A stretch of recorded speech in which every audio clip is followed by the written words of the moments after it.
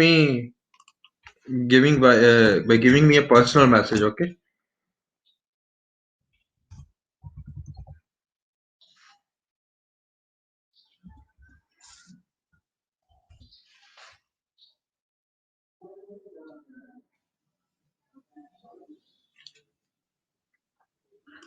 चलिए let us start the class. ठीक है, तो in the last class we did was secondary succession. ठीक है, we did was sorry primary succession. क्या होता है succession, कैसे एक आगे बढ़ता है, हमने वो देखा था. ठीक है ना. नेक्स्ट आज हमने पढ़ना है किस प्रकार के सक्सेशन होते थे. हमने कल भी थोड़ा सा इसके बारे में पढ़ा था. हमने पढ़ा था कि जो इकोलॉजी में इकोलॉजिकल सक्सेशन होता है, इकोलॉजी सक्सेशन. ठीक है, ओके. जो इकोलॉजिकल सक्सेशन होता है ये दो प्रकार का होता है. SUCCESSION succession. ये दो प्रकार का होता है. एक होता है प्राइमरी, एक होता है सेकेंडरी. ये 2 डिग्री या 1 डिग्री समझ रहे हो ना. प्राइमरी एंड सेकेंडरी होता है. जो प्राइमरी है ये बेयर रॉक से स्टार्ट होगा. इससे पहले कभी वहां पे एवोल्यूशन नहीं हुआ होगा, कोई एवोल्यूशन नहीं हुआ होगा, वहां स्टेज स्टार्ट होगा. बेयर, इसको बेयर एवोल्यूशन भी बोलते हैं.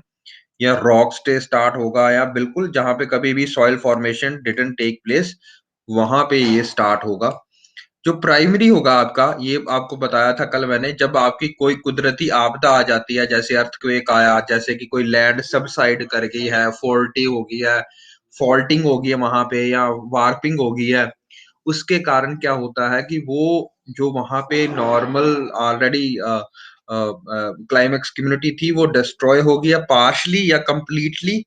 ठीक है, या जैसे वहां पे कोई वॉल्केनिक इरप्शन हो गया है, ज्वालामुखी फट गया है, उसके कारण जो बाहर लावा निकला है उसने सारी के सारे खत्म कर दिए हैं. ठीक है ना, स्पीसीज को खत्म कर दिया है. ठीक है ना, बायोडाइवर्सिटी को अफेक्ट किया है.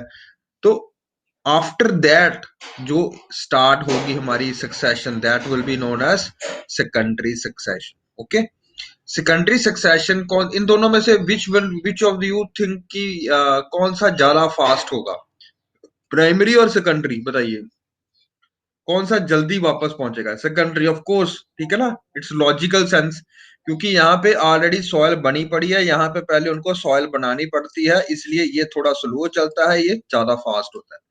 अच्छा, नाउ यस यस, और क्या पॉइंट है. अच्छा, ये बताना मेरे को, late me show you something. यहाँ पे एक और 2 पॉइंट थे, let me discuss that those points.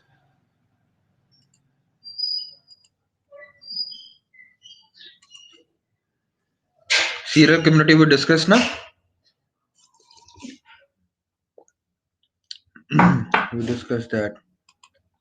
discuss that also.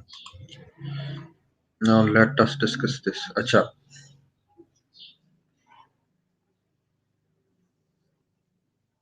यहाँ पे new invasion of the new species के बारे में बात की गई है.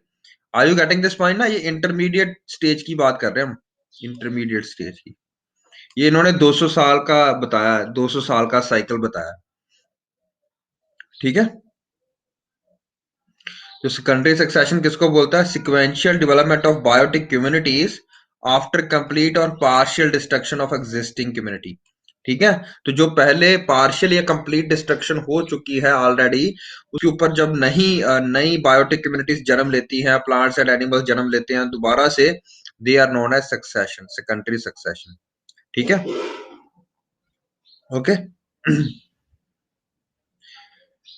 ओके, जो अबैंडन वहां पे लैंड होगी आफ्टर सेकेंडरी सक्सेशन, जब स्टार्ट होता है सेकेंडरी सक्सेशन, वहां पे पहले से ही ग्रासेस आएंगे. अब वहां पे लाइकन, मॉसिस और बैक्टीरिया नहीं आएंगे, क्योंकि ऑलरेडी सॉइल बन चुकी है. वहां पे अब आएंगे हार्डी स्पीसीज लाइक ग्रासेस. ये मैंने कल भी बताया था आपको, है ना, जो कि सन को और न्यूट्रिएंट डेफिसिट सॉइल में अभी जी सकें. ठीक है, ओके. फिर धीरे धीरे उसमें दरख्त आने शुरू होंगे, हर्बेशियस प्लांट्स आने शुरू होंगे. जब ये हर्बेशियस प्लांट्स और ग्रासेस और ट्रीज में यहाँ पे आएंगे, सोचो यहाँ पे ग्रासेस आए हैं, ठीक है ना, तो ग्रास जब आप वहां पे उगता है तो उसको खाने के लिए कौन आएगा? यहाँ पे डियर आएगा। कौन आएगा? काऊ आएगा। ठीक है। कौन आएगा? बुफेलो आएगी, मवेशी आएंगे। सारे के सारे यहाँ पे मवेशी आएंगे, उसके साथ साथ सारे का सारा इकोसिस्टम आएगा। इनको खाने के लिए शेर आएगा। शेर को जो इन सबको खाने के लिए कौन आएगा? सेप्रोट्रॉप्स आएंगे, ईगल्स आएंगे। Are you getting this point ना? Okay. Now another important thing here is जैसे आपने देखा कि काऊ के ऊपर भी मैंने आपको बताया था कि पक्षी होते हैं जो उनके कीड़े खाते हैं, जो एक म्यूचुअलिज्म रिलेशनशिप में होते हैं, है ना? म्यूचुअल, दोनों का फायदा है उसमें, है ना? कल हमने बात भी की थी।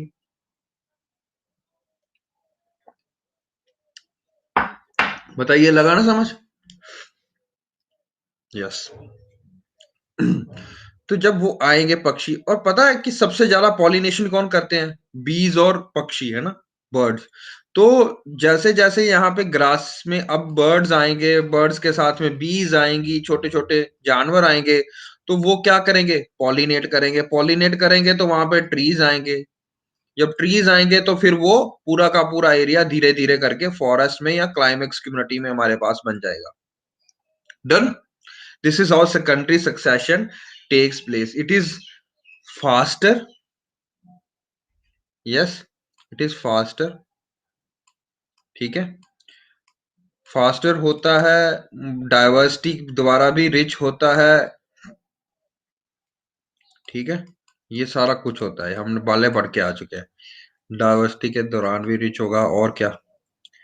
लेट मी डिस्कस, और क्या है? हाँ।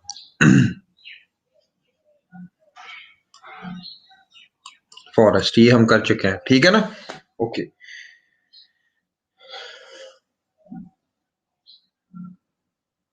रिलेटिवली फास्टर हमने कर लिया, प्राइमरी और सेकेंडरी में डिफरेंस कर लिया। ठीक है। Now another important thing,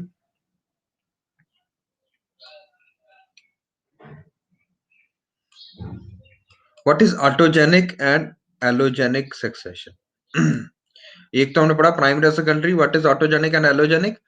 when succession is brought about by living inhabitants of that community itself, that is known as autogenic। ठीक है। जब बाहर से आती है तो एलोजेनिक। ओके। ठीक है। इसका मतलब समझो, तो जब भी सक्सेशन जो है वो हम लेके आएंगे, लिविंग ऑर्गेनिजम्स लेके आएंगे, बायोटिक कम्युनिटी लेके आएगी, तो we call that as autogenic succession. ठीक है। जैसे आज हम फॉरेस्ट को क्लियर करके वहां पे क्या उगा रहे हैं? प्लांटेशन क्रॉप्स उगा रहे हैं। ठीक है ना? आपने देखा होगा कि टिम्बर की जरूरत के लिए हम वो दरख्त उगाते हैं, है ना? है ना? तो पहले हम वहां पे जो हार्डली स्टेबल स्पीसीज है उसको रिमूव करते हैं। ठीक है। तो what we are bringing about this autogenic succession.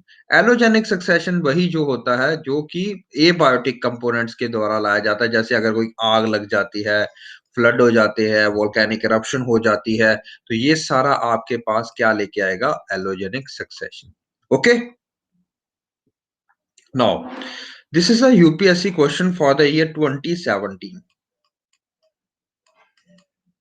Okay. Give me the answer to this question.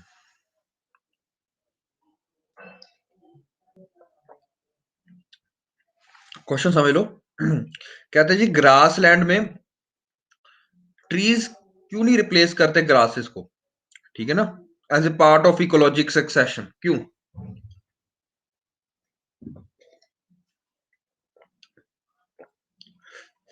हमने बोला ना कि ग्रास लैंड ट्रांजिशनल एरिया होता है, इकोटोन एरिया होता है।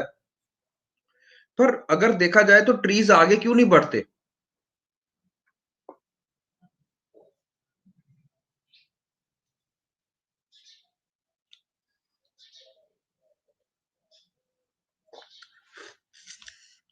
ये तो ऑप्शन रूल आउट हो गया। इसमें तो कोई बंदे ने टिक नहीं किया ना, ये, है ना?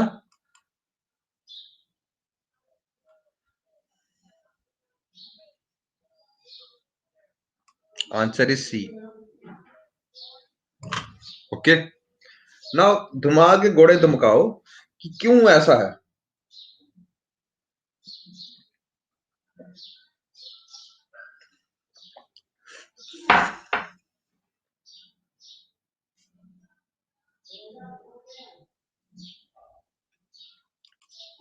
देखो, अरे ये क्वेश्चन बहुत लोगों का गलत हुआ था।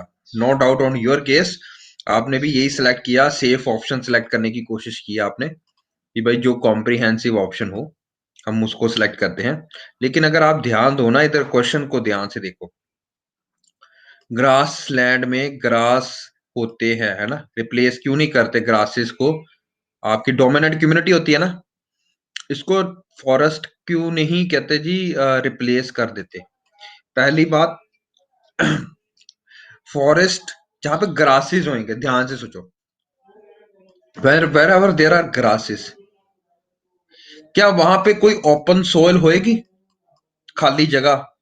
आप घर में भी जब जहां पे आप अपना क्या कहते हैं उगाते हो, ठीक है ना, क्या कहते हैं गार्डन उगाते हो, वहां पे कोई मिट्टी वाली जगह तो नहीं ना मिलती आपको, है ना? तो सीड को उगने के लिए पहले क्या करना पड़ता है? अगर कोई वहां पे प्लांट सीड को उगाने की कोशिश भी करेंगे हम, क्योंकि उसके पास सॉइल ही नहीं भैया, क्या करेंगे? दूसरी बात, ग्रासेस जो है, they are very much prone to forest fires. जितनी भी फॉरेस्ट फायर स्टार्ट होती हैं, they are start from the grasses. क्यों? सूखी घास नहीं बोलते कभी, सूखी सूखी घास को बस एक तिनके की जरूरत होती है। वो क्या कहते हैं, तिनका नहीं, एक माचिस की चिंगारी की जरूरत होती है, सूखी घास। और ग्रासेस भी जब मर जाती हैं तो इसका ये थोड़ा कि उनको ऊपर कोई मतलब मतलब उसको दबा दिया जाता है, ठीक है ना? तो ग्रासेस सूखी की सूखी रहेगी। अगर बारिश ना हुई और अगर सूखा ज्यादा पड़ गया और अगर सनलाइट बहुत ज्यादा हो गई, पानी सूखा ज्यादा पड़ गया, तो उसके कारण क्या लग सकता है वहां पे? ग्रासेस नहीं हो सकते हैं।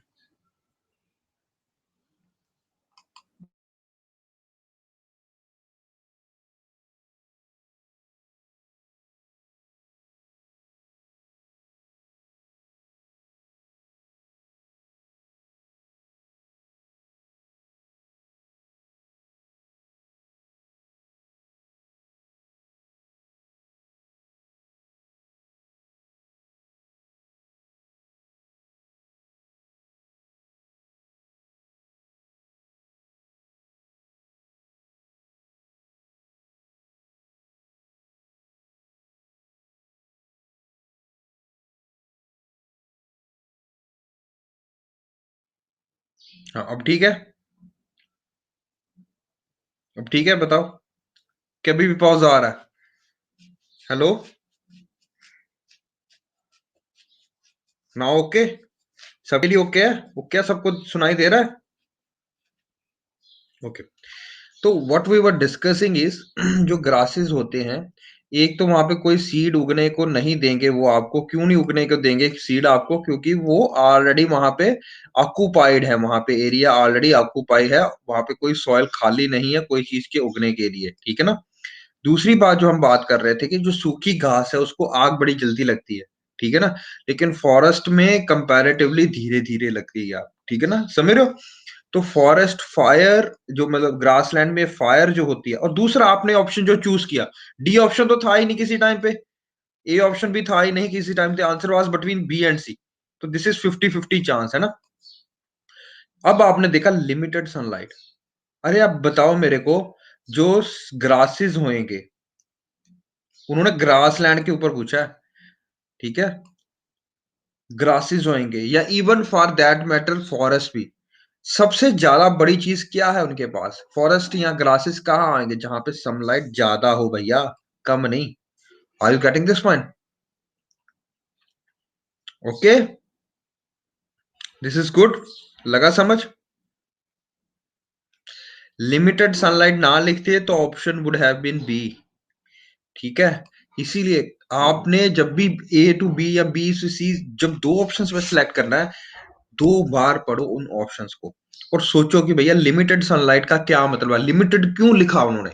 सनलाइट सिंपल लिखते तो चलता नहीं। यूपीएससी चाहती है कि आप ये सब कुछ सोचो, अगर ऑप्शन के आगे कुछ लिखा हुआ उसको देखो।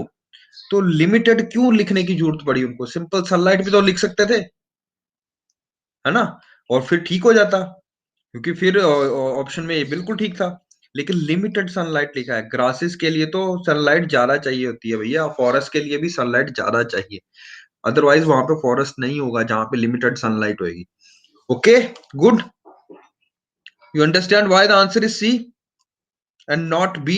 The reason here is basically eliminate options. Okay, done. चले आगे चले फिर।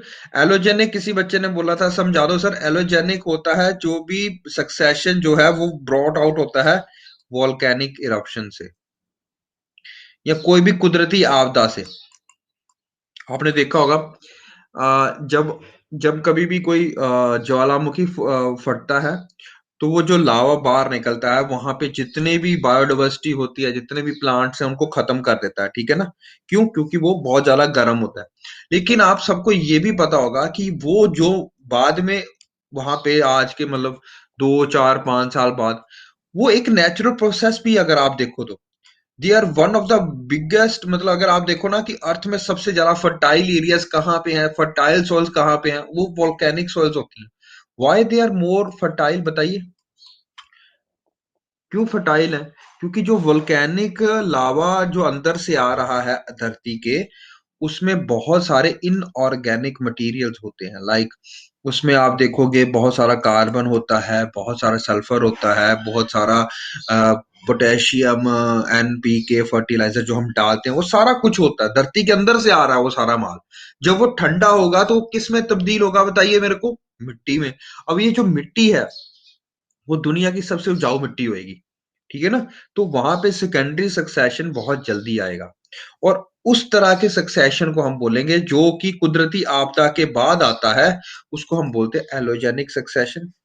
ऑटोजेनिक सक्सेशन है जब मैन मेड सक्सेशन भी बोल सकते हो, कि हम जो लेके आ रहे हैं सक्सेशन, उसको बोलते हैं हम ऑटोजेनिक सक्सेशन, ठीक है। जब हम अपने जो जो जो जब कोई भी बायोटिक कंपोनेंट, यानी कि हम, यानी कि एनिमल्स, यानी कि प्लांट्स, जब ये अपने इकोसिस्टम को खुद रेगुलेट करते हैं तो ऑटोजेनिक, जब कुदरत रेगुलेट करती है तो allogenic. Are you getting this point? जो सक्सेशन आता है, नाउ इट इज गुड, लग गई समझ एवरीवन? चले आगे, चलो। तो सक्सेशन अभी हमने पढ़ा था फॉरेस्ट में, let us do succession in plants. तो एक हमेशा फॉर्मूला याद रखना जो भी हम सक्सेशन पढ़ेंगे, ठीक है, तीन कंडीशंस होंगी। एक होती है जीराक, एक होती है हाइड्राक, एक होती है मीजाक।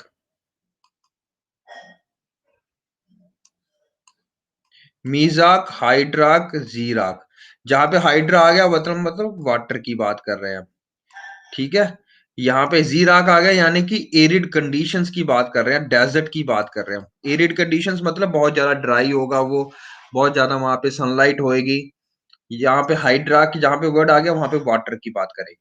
डन। और मीजा का है जो जो कंडीशंस इधर इनकी और इनकी मिलने जुलने से बनती हैं, जहां पे ना तो बहुत ज्यादा सनलाइट है, ना बहुत ज्यादा पानी है, मीडियम सा चीज है। हमेशा जब भी इकोलॉजिकल सक्सेशन आएगा, याद रखना, it will either from move from this to this और this to this. Are you getting this point? Either वो हाइड्राक से स्टार्ट होगा या ए जीराक से स्टार्ट होगा, किस तरफ पहुंचेगा, एंड में स्टेबल कम्युनिटी कहां पे आएगी? मीजाक में आएगी, जहां पे कंडीशंस ना तो बहुत ज्यादा सनलाइट वाली है, ना बहुत ज्यादा वाटर है, वहां पे दोनों चीजें लिमिटेड है हमारे पास। डन। इंटरमीडिएट नहीं है ये फाइनल स्टेज है, मीजाक सक्सेशन की स्टेज है। जो इंटरमीडिएट थी वो सीरियल स्टेजेस थी, यानी मानिए इसको बहुत जरूरी है। जो हम इससे पहले बात करके आ रहे हैं वो इकोलॉजिकल सक्सेशन की बात करते आ रहे हैं, और मैं अभी आपको एग्जांपल दूंगा ताकि आपको ये समझ लग जाए, ठीक है। तो जीरा क्या है? Succession that occurs on the land dry areas, यानी कि dry areas where moisture content is low, यानी कि बेयर रॉक से, वो उसको हम बोलेंगे जीराक। क्या बोलेंगे हम? Xerarch. Succession that take place in a water body, जैसे कि पॉन्ड हो गया, लेक हो गया, उसको हम वहां भी अगर कोई सक्सेशन होता है तो हम उसको बोलते हैं हाइड्राक। ये समझ लगी? जहां पे वाटर ज्यादा, हाइड्राक। जहां पे सनलाइट ज्यादा या एरिया या मॉइस्चर कम होए, एरिड कंडीशंस होंगे, तो हम उसको बोलेंगे जीराक। ठीक है? ओके। यहाँ पे दोनों में या तो चाहे वो हाइड्राक है चाहे वो जी राक है, यहाँ पे अगर जी राक है तो सनलाइट ज्यादा है, वाटर कम है। अगर हाइड्राक ज्यादा है तो वाटर ज्यादा है, सनलाइट थोड़ा कम है। ठीक है ना? तो जो नेचर है वो हमेशा बैलेंस करने की कोशिश करती है, ये याद रखिए। ठीक है ना? तो वो मीडियम कंडीशंस को बना के रखना चाहती है। ठीक है? ना तो बहुत ज्यादा पानी, ना बहुत ज्यादा सनलाइट। ठीक है? तो जो जीरो फिटिक है या जीरो जी राक सक्सेशन है, वो किस तरफ बढ़ेगा? मीजाक की तरफ। हाइड्राक से भी कहां तक बढ़ेगा? मीजाक की तरफ। Now let me explain this by giving you example of succession in water. Water में क्या होता है? पॉन्ड में अगर हम बात करते हैं, तो पॉन्ड में आपने देखा होगा, पहले कोई जगह होएगी खाली सी, अगर आपने देखा होगा गांव देहात एरिया में, जो नीवी जगह होती है, जहां पे नीचा होता है, जहां पे बहुत ज्यादा गहराई होती है, वहां पे पहले आपका पानी इकट्ठा करना शुरू होता है। अब ये पानी कहाँ से आया? जब आपका सारा गांव का पानी इकट्ठा होएगा, जब गांव का पानी कहाँ निकलता है? नीचे वाली जगह पे निकलता है, नाले पे निकलता है ना। तो एक पॉन्ड बनना स्टार्ट होगा वहां पे। डन। ये पॉन्ड बन गया। ठीक है? अब ये जो पॉन्ड बन गया है, अब क्या होएगा यहाँ पे? अब आएगा जब पॉन्ड बन गया, वहां पे पानी इकट्ठा होना शुरू हो गया है, तो वहां पे आप आएंगे प्राइमरी प्रोड्यूसर्स। ठीक है? जब प्राइमरी प्रोड्यूसर्स आएंगे, प्राइमरी सक्सेशन आएगा, वो कहां से स्टार्ट होता है? अब देखो, पायोनियर कम्युनिटी आएगी वहां पे, क्योंकि यहाँ पे वाटर है और कोई चीज नहीं है। ठीक है? तो प्राइमरी या पायोनियर कम्युनिटी इन वाटर, या इन वाटर कौन सी होती है? हमने तो पढ़ा था लाइकन, मॉसिस एंड बैक्टीरिया, है ना? तो यहाँ पे फाइटोप्लैंक्टन्स आएंगे, स्मॉल फाइटोप्लैंक्टन्स। ठीक है? एल्गी आ गया, आपने सुना होगा काई जम जाती है धीरे धीरे वहां पे। ठीक है? ओके। अब जो काई आई है सबसे पहले, वो काई जब आएगी तो वो साइकिलिंग करेगी, साइकिलिंग करेगी, तो फिर वो धीरे धीरे वहां पे सनलाइट से वो प्रोड्यूस करना स्टार्ट करेगी, है ना? डन। तो जब उनको स्मॉल फाइटोप्लैंक्टन्स आएंगे, फिर वो धीरे धीरे किसको रिप्लेस करेंगे? छोटे छोटे छोटे प्लांट्स। ये देख लो, साइड में प्लांट्स आना शुरू हो गए, ये एनसीईआरटी का ही डायग्राम है। और नीचे भी देखो, submerged plants let's. Submerge plant यानी कि अभी पानी के अंदर भी प्लांट उगने स्टार्ट हो चुके हैं। साइड में तो उग ही रहे हैं। आपने देखा होगा जब भी यहाँ पे कोई ये ब्यास की तरफ जाओ, या कोई भी जहाँ पे नदी है उसके साइड की तरफ जाओ, है ना? तो वहां पे घास उगी होती है बहुत ज्यादा, तो ये घास उगनी स्टार्ट होगी साइड साइड में। आपने देखा होगा छप्पड़ के साइड में हमेशा घास होती है ना? तो ये सेकंड स्टेज है। फिर थर्ड स्टेज में आते आते क्या होता है?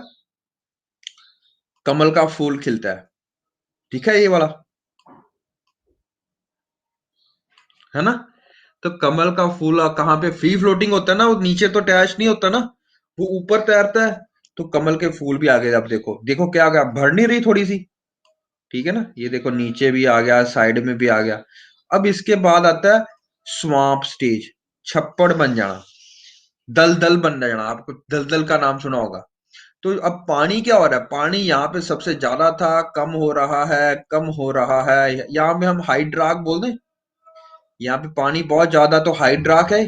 अब धीरे धीरे क्या देख रहे हो? पानी कम नहीं हो रहा आपको?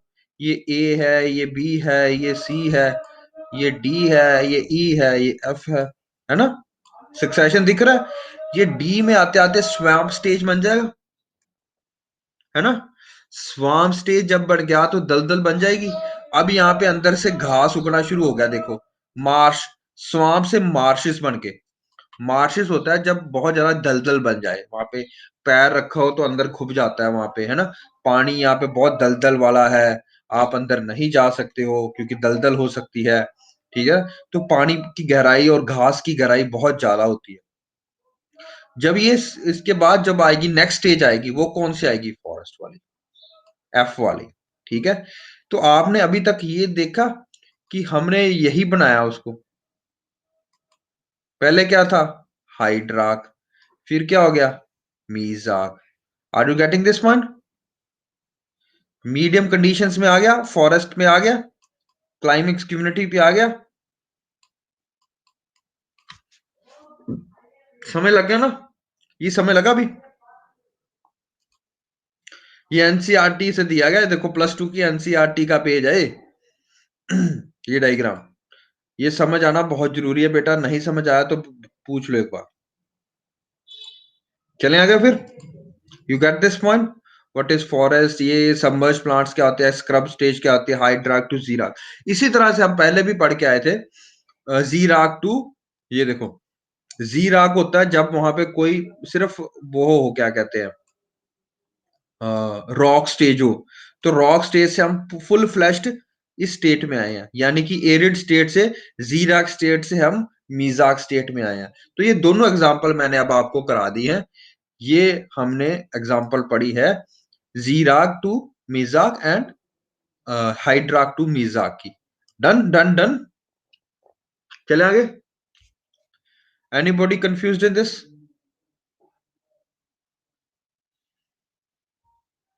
बताइए। चलिए, done done done. Moving ahead, ये हम पहले करके आ चुके हैं, होम्योस्टेसिस इन इकोसिस्टम क्या होता है। होम्योस्टेसिस मतलब मेंटेनेंस और स्टेबल इक्विलिब्रियम। कोई भी चीज को स्टेबल इक्विलिब्रियम में बना के रखना, दैट इज मींस होम्योस्टेसिस। ठीक है ना? जैसे कूलिंग योर बॉडी, स्वेटिंग हो गया, रेगुलेटर्स हम पढ़ के आए थे, इनकी स्क्रीनशॉट ले लो। Try to make notes of these, okay, बहुत जरूरी है। ठीक है, आगे चलते कन्फॉर्मर्स के बारे में हम पढ़ के आए थे जब मैंने आपको लास्ट टू लास्ट क्लास में करवाया था। ठीक है, माइग्रेट, ठीक है, ये सारा कुछ, suspend, we did all this, है ना? Aestivation, hibernation, we did all this ना? We did biotic interaction as well. तो अभी तक समझ लग रहा है सब कुछ? एनीवन? किसी को ना समझ लगा हो बेटा?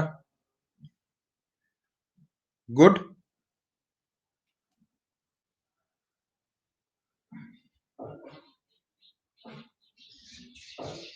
Good good good. इजी है अभी तक तो? कोई इतनी बड़ी बात तो बोली नहीं है मैंने, है ना? Now let us recapitulate what we have done up till now. ठीक है ना? ओके। मेंसलिज्म क्या होता है? कल करवाया था ना? एक का नेगेटिव, एक को कोई असर नहीं। ठीक है ना? तो एग्जाम्पल दी हुई है, आप पढ़ सकते हो, इसको स्क्रीनशॉट ले लो। प्रीडेशन किसको बोलते हैं, पैरासाइटिज्म किसको बोलते हैं? ठीक है, female mosquito is not considered a parasite, although it needs our blood for reproduction. Why? Because it does not live in the host. Parasite की जर्नल डेफिनेशन क्या होगी बताइए? अब यहाँ पे अगर आपको एग्जांपल दी जाए कि भैया parasite which of the following is not an example of A parasite, तो आपको पता होना चाहिए जब भी आप मच्छर के काटने को पैरासाइट नहीं बोलोगे। ठीक है, why we can not say that it is not a parasite? Because चाहे वो खून जो जरूर चूसता है, पर वो होस्ट की बॉडी के अंदर नहीं रहता है। ठीक है, अंदर नहीं रहता है।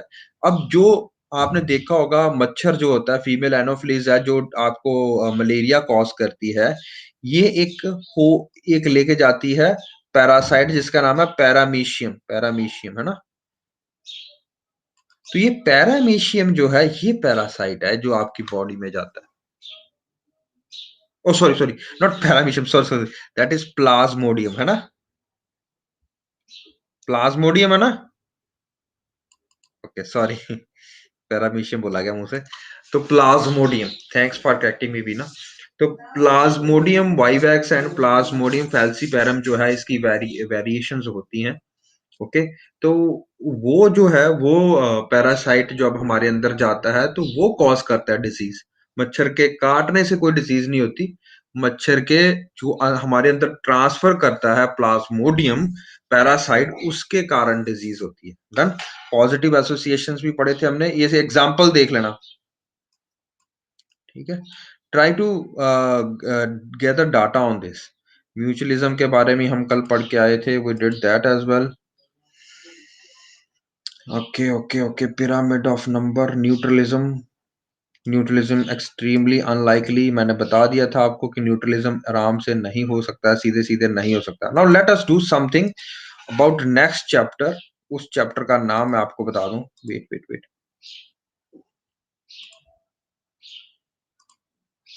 ये चैप्टर नंबर है 14 इकोसिस्टम का। ये आप आजकल आपको आज मिल जाएगा आपको। ठीक है। ये हमने पढ़ना स्टार्ट करना है, ये भी एनसीईआरटी का है, जरूर पढ़ेंगे हम। ठीक है। जैसे हमने 13th चैप्टर खत्म किया उसी तरह हमने 14th चैप्टर भी खत्म करना है। इसमें मैंने आपको बताया, इसमें हम पढ़ते हैं भैया, इन्होंने बताया ये बेसिकली अब इकोसिस्टम की बात कर रहे हैं। अभी तक जो हमने पढ़ा that was about community level. ठीक है ना। कम्युनिटी क्या होती है, ऑर्गेनिज्म क्या होता है, पॉपुलेशन क्या होती है, डिफरेंट कैरेक्टरिस्टिक्स क्या होते हैं सबके। ऑर्गेनिज्म लेवल पे वेरिएशन, पॉपुलेशन लेवल पे नेचुरल सिलेक्शन, फिर कम्युनिटी लेवल पे आपका इंटरेक्शंस आ जाते हैं बायोटिक, और इकोसिस्टम लेवल पे आपका abiotic component plus biotic component आ जाता है। ये हम पहले बात करके आ चुके हैं। नाउ इकोसिस्टम जो होता है, हमने बोला कि भैया that is the culmination of two things, a biotic factors और बायोटिक फैक्टर्स। बायोटिक फैक्टर मतलब इंटरेक्शंस तो यहाँ पे आएंगे ही आएंगे, वही जो हमने पढ़ के आए थे। प्रीडेशन, प्रिएशन, कमेंसलेशन, commensalism, parasitism, protocooperation, mutualism, symbiosis, ये सब जो हम टर्म्स पढ़ के आए, they are biotic interactions.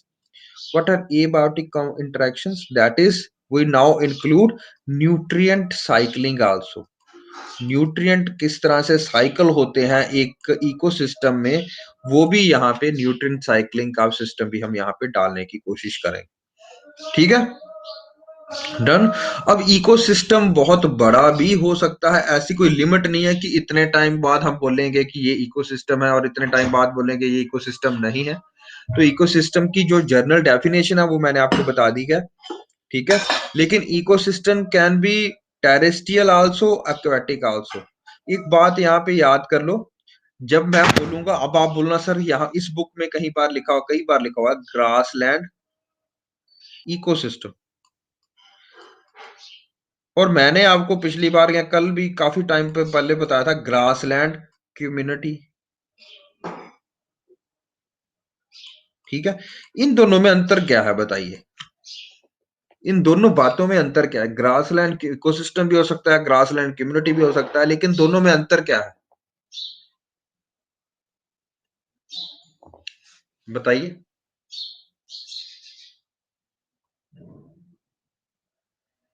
Yes, very good Shivam.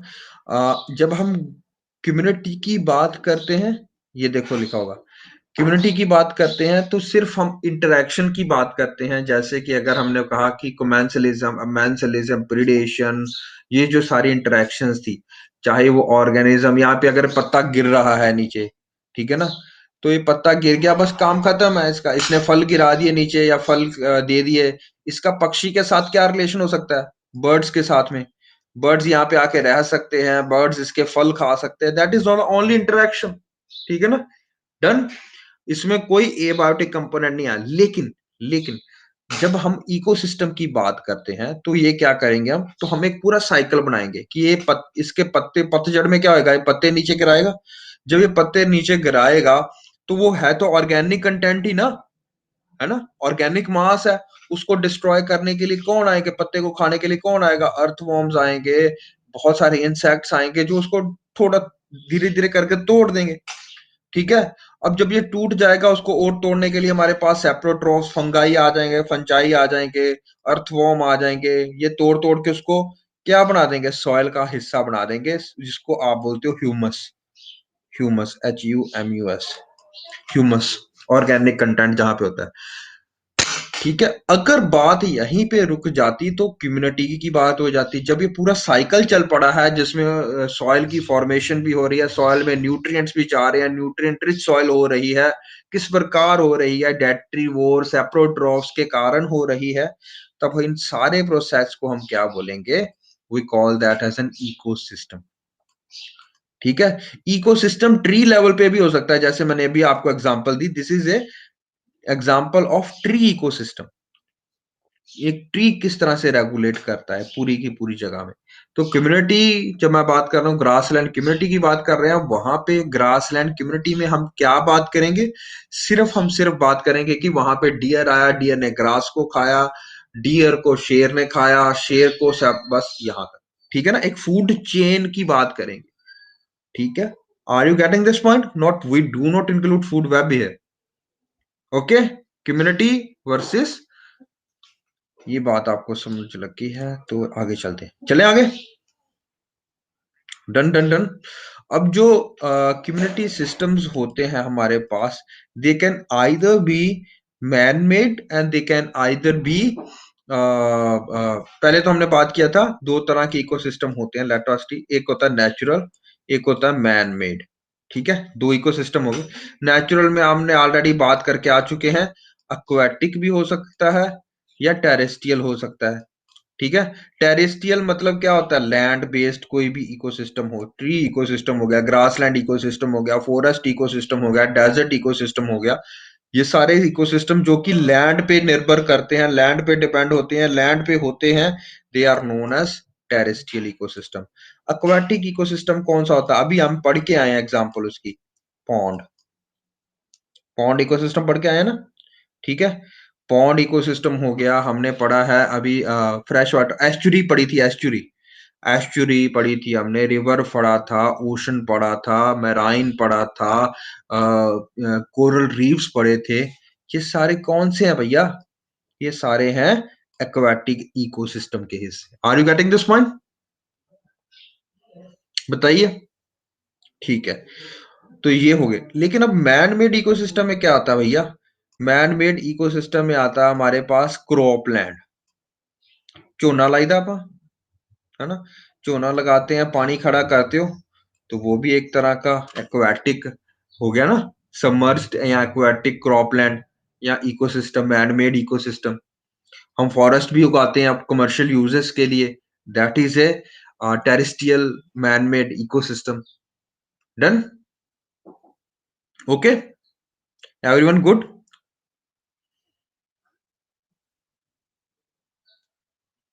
बताइए, चले आगे।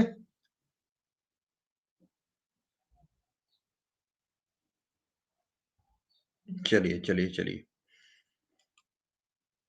एक्वाटिक बता दिया ना, जहां पे आप झोना लाते हो, ठीक है ना, पानी खड़ा करते हो, ठीक है ना, तो that is an aquatic ecosystem, aquatic man made ecosystem, it can be anything. अच्छा, एक्वेरियम देखा, aquarium, what is aquarium? That is a man made ecosystem.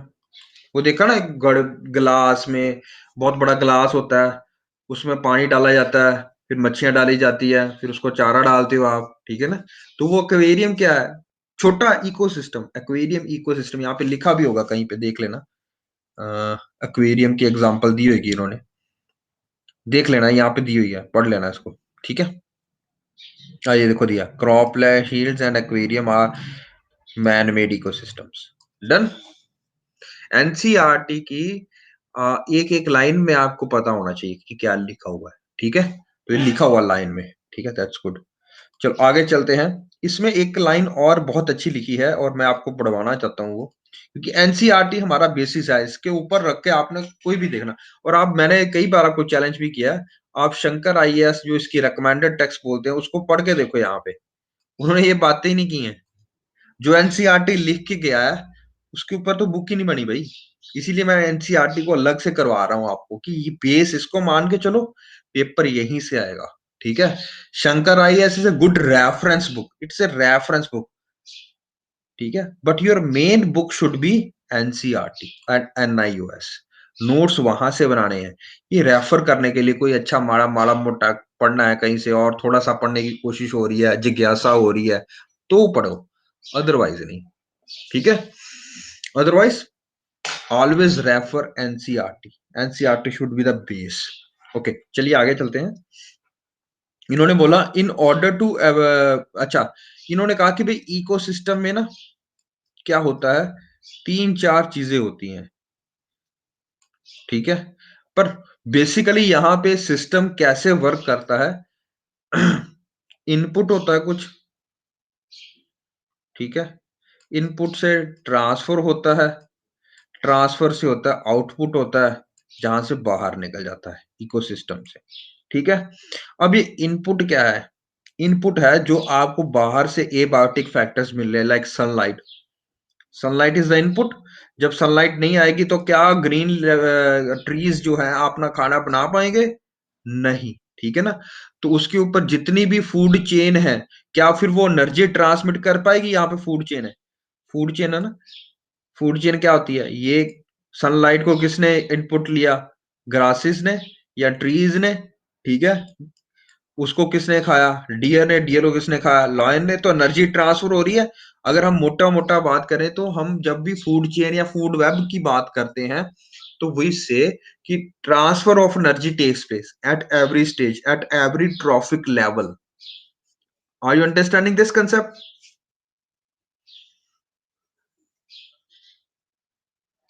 बताइए। Okay okay okay, good.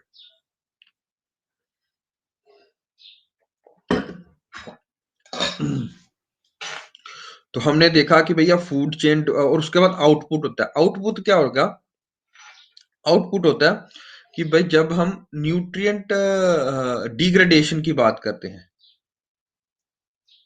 Degradation यानी कि जितना भी अब बन गया है उसको तोड़ के दोबारा रिलीज करके दोबारा ये साइकिल चलाना है। ठीक है, तो ट्रांसफर ऑफ एनर्जी में हम बात करते हैं फूड चेन की, वेब की या न्यूट्रिएंट साइकिल की। आउटपुट में हम बात करते हैं डिग्रेडेशन के और एनर्जी लॉस की।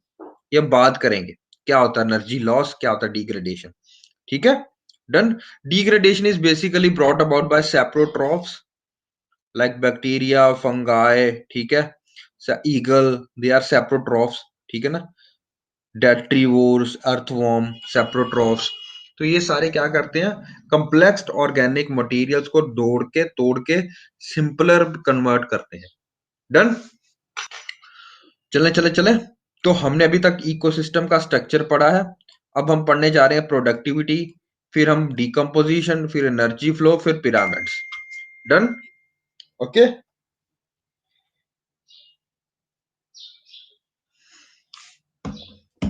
चले आगे, चले चलिए चलिए, चलो फिर आगे चलते हैं हम। सॉरी, यहाँ पे ओके। तो हमने स्ट्रैटिफिकेशन पढ़ा, क्या होता है? ठीक है, वो हमने पढ़ा नहीं, एक डायग्राम दिखाया था मैंने कि ट्रॉपिकल रेन फॉरेस्ट में सबसे बड़े दरख्त होते हैं, फिर छोटे दरख्त होते हैं, फिर छोटे दरख्त होते हैं, फिर घास फूस होती है, नीचे हर्ब्स होते हैं, झाड़ियां होती हैं, वो नीचे होती हैं। इसको बोलते हैं स्ट्रैटिफिकेशन। ठीक है, कंपोनेंट क्या होते हैं इकोसिस्टम में? प्रोडक्टिविटी होती है, यानी कि इनपुट होता है। ठीक है, डिकम्पोजिशन आउटपुट होता है। ठीक है, और बीच में इनपुट और इसको जोड़ता हुए दो चीजें होती हैं, energy flow and nutrient cycling. ठीक है, तो एक इनपुट होता है जिसको आप बोलते हैं प्रोडक्टिविटी, जो कि आपकी क्या इंक्रीज करता है? प्रोडक्टिविटी। इनपुट, इनपुट कौन है? सनलाइट होगी, वाटर हो गया, प्रेसिपिटेशन हो गया, सारे एबायोटिक फैक्टर्स, वो आपकी क्या इंक्रीज करते हैं? प्रोडक्टिविटी इंक्रीज करते हैं। ठीक है, हम बात करेंगे what is primary productivity, secondary productivity. अच्छा, ये है, ये किसके कारण है? इनपुट के कारण। ठीक है, अब डिकम्पोजिशन क्या? उसको सिंपलर कंडीशंस में तोड़ना, डिकम्पोज करना। डिकम्पोजर्स जिसको हम बोलते हैं वो कौन से हैं? ईगल हो गया, वो कौन से हैं? अर्थवॉर्म हो गया, वो कौन से हैं? बैक्टीरिया हो गए, फंगाई हो गए, ठीक है, फंजाई। ये सारे क्या है? डिकम्पोजर। ये आउटपुट होगी, इनपुट आउटपुट। इन दोनों को कौन जोड़ता है? Energy flow and nutrient cycling. Late me give you a simple example. Grass उगा, ग्रास उगा तो किसके कारण उगता है वो? वहां पे अगर सनलाइट ज्यादा होएगी, वहां पे वाटर मॉइस्चर होगा, वहां पे सॉइल होएगी, वहाँ पे आपके पास और फैक्टर्स होंगे, बायोटिक फैक्टर्स होंगे। तो ये 4 चीज़ें मिलके आपकी क्या इंक्रीज़ करेंगी? प्रोडक्टिविटी। प्रोडक्टिविटी किस मतलब किस हिसाब से बोल रहा हूँ? वहाँ पे बहुत ज़्यादा घास घना घास उग जाएगा, ठीक है ना? तो हम क्या बोलते हैं? प्रोडक्टिविटी इंक्रीज़्ड। अच्छा, अब उसको कौन खाने आएगा? डियर। जब डियर खाने आएगा और उसके बाद उसको लॉयन खाएगा और लॉयन को सैप्रोट्रॉप्स या ईगल्स खाएगा जब वो मर जाता है, तो अब सोचो क्या हो रहा है? इनपुट आ गया, आउटपुट क्या हो रहा है? डिकम्पोज़ हो रहा है। ये सारे कुछ डिकम्पोज़ होएँगे, वो आपका जुड़ेगा आउटपुट में। तो ये बीच में जो एनर्जी खा ट्रांसफर हुई, जैसे कि अगर एक डियर ने घास को खाया तो एनर्जी के लिए खाता है ना, और तो कोई मज़ा नहीं है खाने का। उसी तरह एक अगर लॉयन है, वो डियर को खा रहा है, तो किसके लिए खा रहा है भैया? In ecology term we only use the term energy, energy transfer, ठीक है? तो आप इसको इस तरह समझ लो, या आपको एक और तरीका कराया फोटोसिंथेसिस और रेस्पिरेशन वाला, याद है?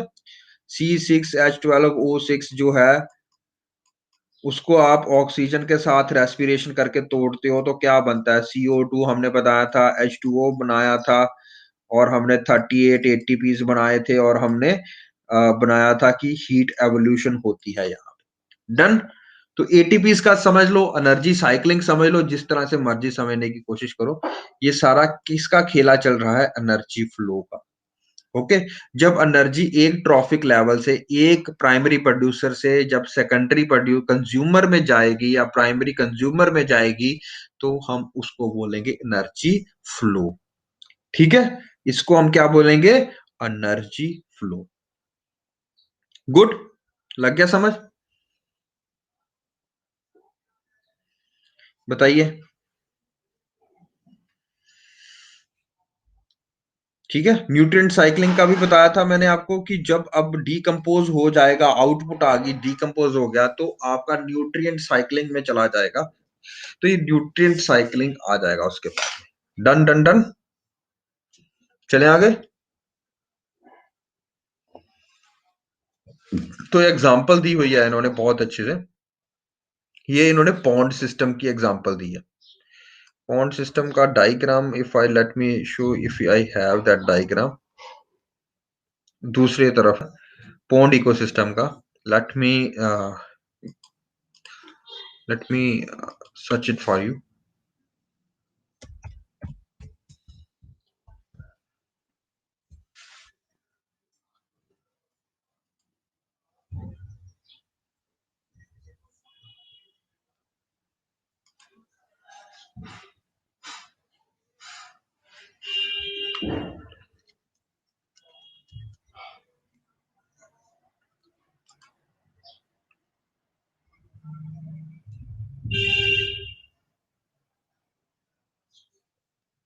एक मिनट।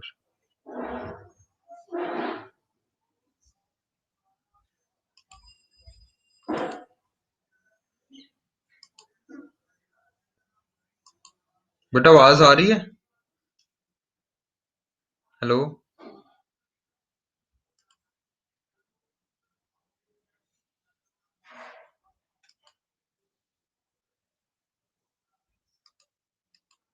आवाज आ रही है? चलो मेरे को स्क्रीन शेयर करने दो अपनी। इन्होंने पॉन्ड की एग्जांपल दिया, पॉन्ड इकोसिस्टम की। Let me share my screen with you. ये दिख रहा है आपको? मोटा मोटा सा, अच्छे से क्लियर नहीं दिखेगा क्योंकि शायद नेट का इशू है, लेकिन आपको दिख रहा होगा कि सनलाइट आ रही है, सनलाइट से प्राइमरी प्रोड्यूसर्स खाना बना रहे हैं, प्राइमरी प्रोड्यूसर्स को फाइटोप्लैंक्टन बोलते हैं, फाइटर प्लैंक्टन को प्राइमरी कंज्यूमर्स खा रहे हैं। What are producers? They are also known as primary producers. और इसका एक और नाम बताओ, ऑटोट्रॉफ्स। ठीक है। ऑटोट्रॉफ्स कहीं लिखा हो, प्राइमरी प्रोड्यूसर, प्रोड्यूसर मतलब जो बनाते हैं खाना अपना, प्राइमरी प्रोड्यूसर लिखा हो, तो उन सब का मीनिंग एक ही है, ऑटोट्रॉफ्स। ठीक है ना? या ग्रीन वो आपको दिखा होगा, ठीक है ना? ये दिखना शुरू होगा आपको। दिख रहा है? अब ये प्रोड्यूसर के बाद आता है प्राइमरी कंज्यूमर, छोटी मच्छियां। छोटी मच्छियां को primary producer, sorry, primary consumers होते हैं जो कि इनको खाते हैं, काई को खाते हैं, उसको बोलते हैं जूप्लैंक्टन। ओके। फाइटोप्लैंक्टन, फाइटो का मतलब लाइट, प्लैंक्टन का मतलब जीव। जो लाइट में पानी में जब पानी के ऊपर सतह पे जो छोटे-छोटे काई जमनी शुरू होती है, they are known as phytoplanktons. Let me show you. ये आपको फ़ोटो दिख रही है देखो, काई जमी हुई थोड़ी-सी, दिख रहा है ना? छोटे-छोटे ये लोटस है, ये थोड़ी-थोड़ी काई जम रही है। These are known as phytoplanktons, sorry, these are known as phytoplanktons. उसको खाना खाने आते हैं zooplankton. Let me show you if I can have a photo of zooplankton. ज़ूप्लैंक्टन।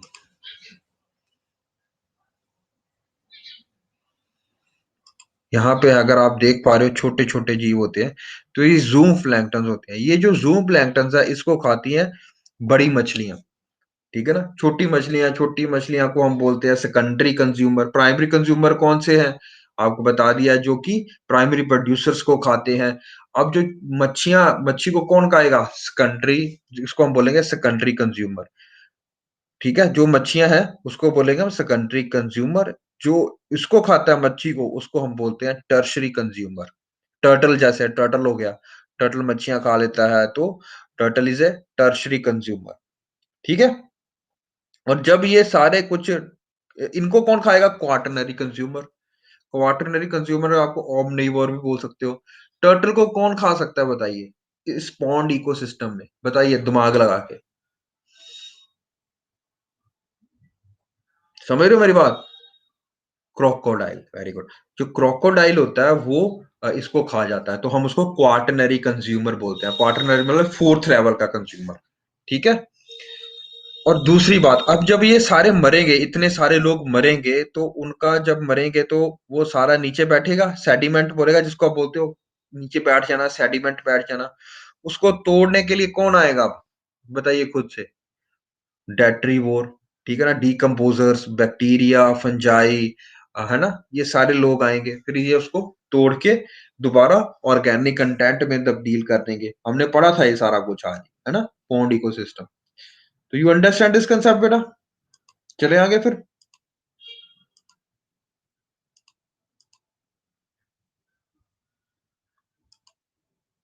चलिए, तो अभी तक हमने ये पढ़ लिया था, इकोसिस्टम पढ़ लिया, पॉन्ड एक बार पढ़ लेना उसको। प्रोडक्टिविटी क्या होती है? प्रोडक्टिविटी बहुत इंपॉर्टेंट कांसेप्ट है। Productivity is a constant supply, ठीक है ना? ऑफ सोलर एनर्जी, जो कि जिसके बिना आपका खाना नहीं बन सकता है। ऑटोट्रॉफ्स खाना नहीं बना सकते हैं जब तक उनको लाइट की सन की एनर्जी नहीं मिलती है, ठीक है?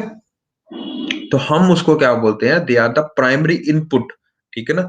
इनपुट से करके, यानी कि सनलाइट से और वाटर से जोड़ के आप क्या बनाते हो? CO2 प्लस H2O से करके plus in the presence of sunlight we form this. What is this? Photosynthesis. Okay, तो वी, अब जब फोटोसिंथेसिस हो रहा है, खुद सोचो, दिमाग लगाओ। वी से इसका मतलब है कि ऑर्गेनिक मैटर बन रहा है। What do you mean by organic matter? ठीक है, मेरी बात सुनो। कार्बोहाइड्रेट्स बन रहे हैं, प्रोटीन बनेगा, ठीक है? कार्बोहाइड्रेट्स, प्रोटीन, अ, क्या बोलते हैं, लिपिड्स, ये बनेंगे। ये क्या है? सारे के सारे कॉम्प्लेक्स ऑर्गेनिक कंपाउंड्स हैं, ये बनेंगे, ठीक है? अब ये सारा जब जितना भी अ ये जो प्लांट्स हैं, सोचो, खुद सोचो, ऑटोट्रॉफ्स की बात कर रहा हूँ, अभी कोई फूड चेन के बारे में मत सोचो, सिर्फ ऑटोट्रॉफ्स के बारे में सोचो, सिर्फ प्लांट्स के बारे में सोचो, सिर्फ उनके बारे में सोचो जो अपना खाना खुद बना रहे हैं, ठीक है? अब जो इतना खाना बना रहे हैं, जो C6H12O6 बन रहा है हमारे पास, ये कहाँ जा रहा है भैया? स्टोर कहाँ हो रहा है? अगर ये हम बोलते हैं उसका ऑर्गेनिक मैटर बन रहा है। ठीक है, ऑर्गेनिक मैटर का क्या मतलब होता है? आपने देखा होगा जब आप गमले में एक दरख़्त लगाते हो, या गमले में क्या दिया, गमले में कोई पौधा लगाते हो, वो धीरे-धीरे उंगरना जिसको बोलते हैं ना, उगना स्टार्ट होता है। पानी देते रहोगे, उसको वो मिलता रहेगा, अच्छी केयर करते रहोगे, तो वो अच्छे, मोटे और तगड़े स्ट्रॉन्ग प्लांट में कन्वर्ट होगा। तो अब बताओ, जो इतना सा दाना था, जो सीड आपके हाथ में था, वो पूरे का पूरा फुल फ्लेश्ड एक प्लांट बन गया, एक बहुत बड़ा अच्छा-सा हर्ब बन गया, दरख़्त बन गया, जैसे भी आप समझ पाओ उसको, ठीक है ना? तो कुछ चेंज आया उसमें?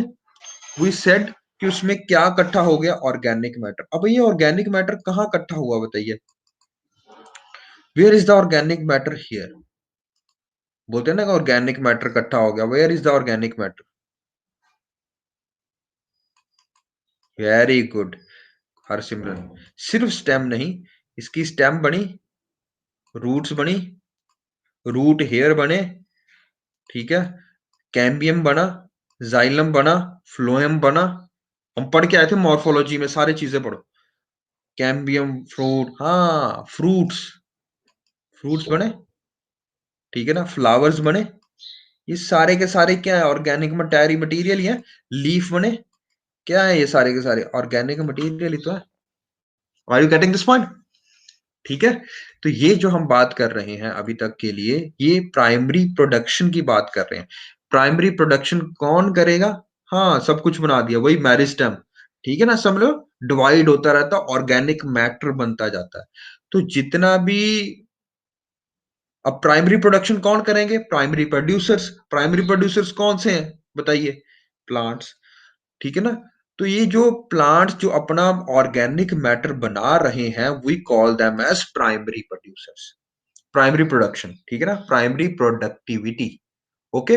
तो primary production, let me give you what NCERT has described, how NCERT has described primary productivity as: primary production is defined as the amount of biomass or organic matter। लगी समझ? चाहे वो ऑर्गेनिक मैटर हो, चाहे वो biomass हो, that is produce per unit area over a time by the plants during photosynthesis. Done done done, ठीक है।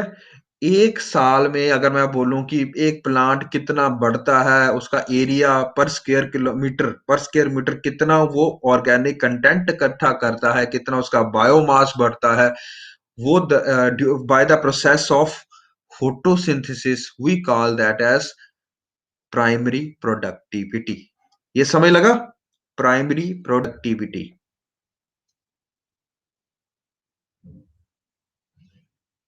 बताइए अगर समय लगा हो तो आगे चलें। Done done done. तो प्राइमरी प्रोडक्टिविटी, इसको इन्होंने किलो कैलोरी पर मीटर स्क्वायर या ग्राम पर ईयर में भी कन्वर्ट किया है। पर ग्राम पर ईयर। Okay, done. इसका मतलब समझने की कोशिश करो, क्या मतलब है। मैंने आपको कल एग्जांपल दी थी देवदार की और पाइन ट्रीज की, ठीक है ना। Which one of them is an exotic species and which one is the native species? बताइए, कल ही हमने इसके बारे में पढ़ा था।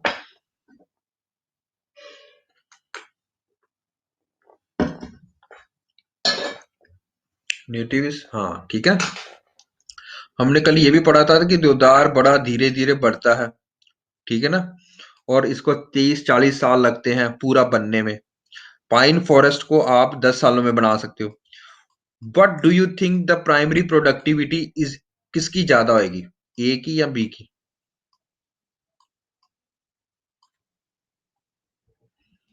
प्राइमरी प्रोडक्टिविटी बताओ भैया। जो जल्दी बढ़ेगा उसकी नहीं जल्दी होगी, ज्यादा होगी। ये मान के चलो कि अगर दोनों का तना एक जैसा ही होता है, दोनों की वुड की क्वालिटी की बात नहीं कर रहे हैं हम, सिर्फ बायोमास की ऑर्गेनिक मैटर की बात कर रहे हैं, जो हमारे को 10 साल में मिल जाएगा पूरे का पूरा दरख्त। Why we should wait for 40 years? क्योंकि पर यूनिट पर ओवर टाइम है, देखो, over a time period, divide by you have to do time period. तो जितना ज्यादा आपका टाइम पीरियड होगा उतना कम प्रोडक्टिविटी होगी, जितनी कम टाइम पीरियड होगा उतना ज्यादा प्रोडक्टिविटी होगी। समझ गए हो कि कम टाइम पे आपको ज्यादा ऑर्गेनिक मैटर मिल रहा है। Done, okay okay.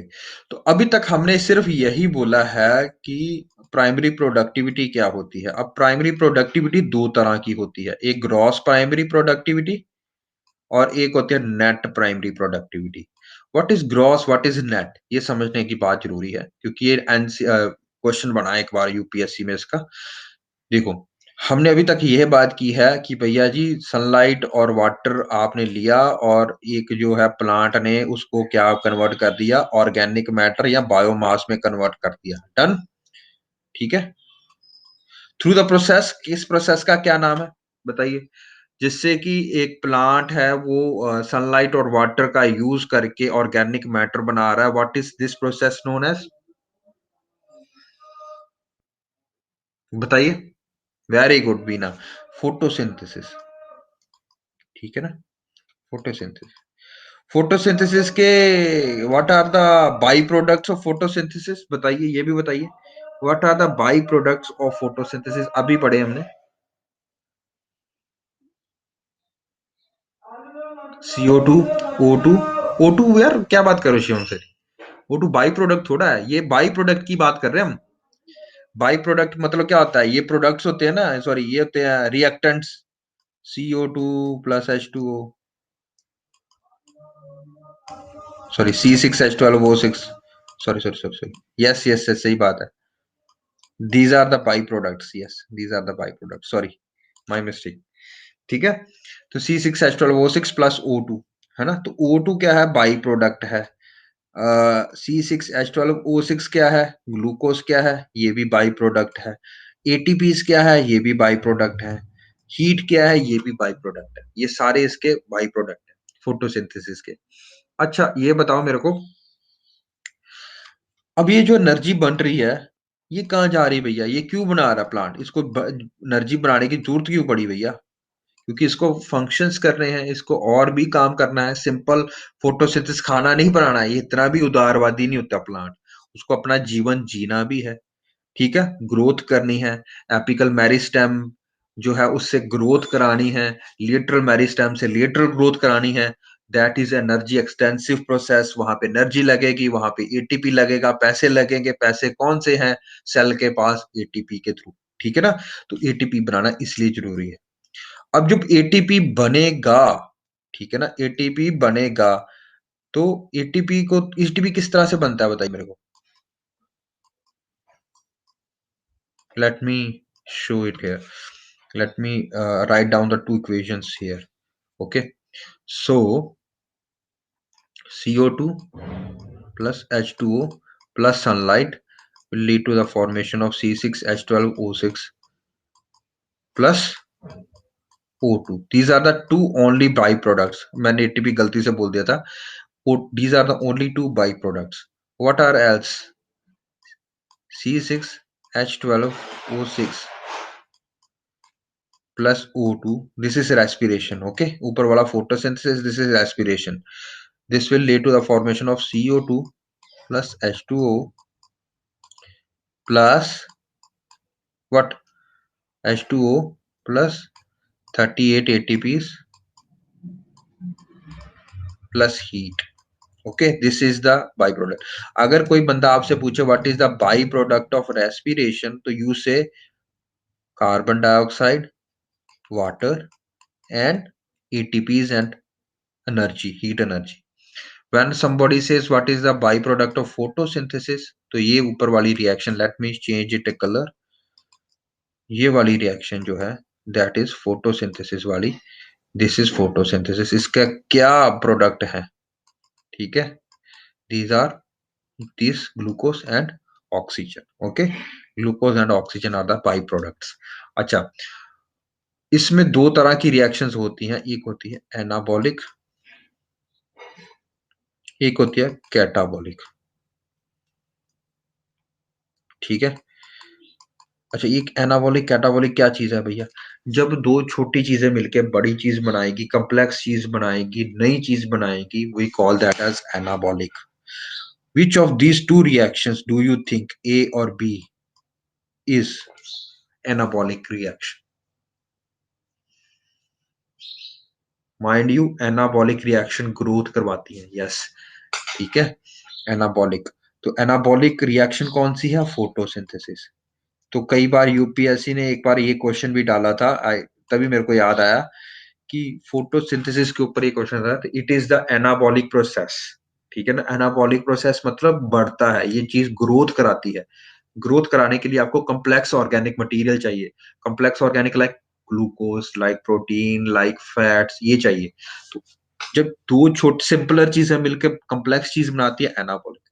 जब वही कॉम्प्लेक्स चीज़ टूट के सिंपलर चीज़ें बनाती है दैट इज़ कैटाबॉलिक। ये एनर्जी प्रोड्यूस करने के लिए हेल्पफुल होता है। ये ऑर्गेनिक मटेरियल प्रोड्यूस करने के लिए हेल्पफुल होता है। Do you get this point students?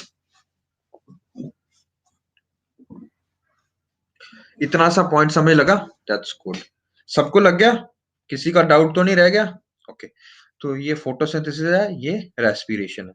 अच्छा, जो भी प्लांट होगा मैंने आपको बताया वो उदारवादी सोच का नहीं होता। उसको अपना भी काम चलाना है, उसको अपनी ग्रोथ भी करनी है, ठीक है?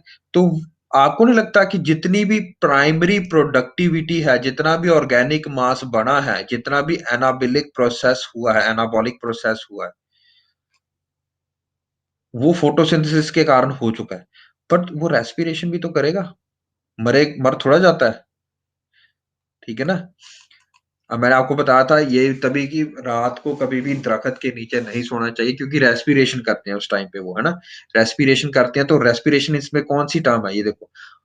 सुबह वो ऑक्सीजन प्रोवाइड करते हैं, रात को वो ऑक्सीजन लेते हैं, ठीक है ना? यहाँ पे ऑक्सीजन लिखी है ना? ये देखो। तो और रेस्पिरेशन वो रात को कर रहे हैं, तो क्या तोड़ के क्या बना रहे हैं? वो एनर्जी बना रहे हैं, ठीक है? ओके।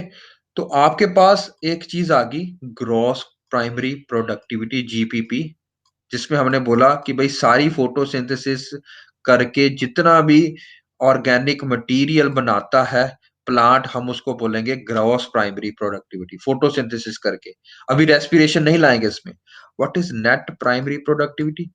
जब वही प्लांट बेचारा अपना गुजारा करने के लिए जितनी भी हमारे पास ग्रॉस प्राइमरी प्रोडक्टिविटी या जितना भी ऑर्गेनिक मटेरियल बना है उससे माइनस कर देंगे रेस्पिरेशन, ठीक है ना? तो that will becomes net primary productivity.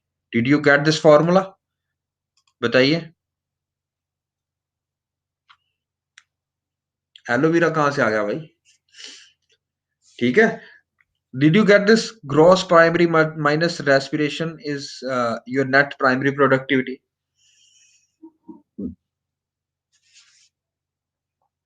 Done?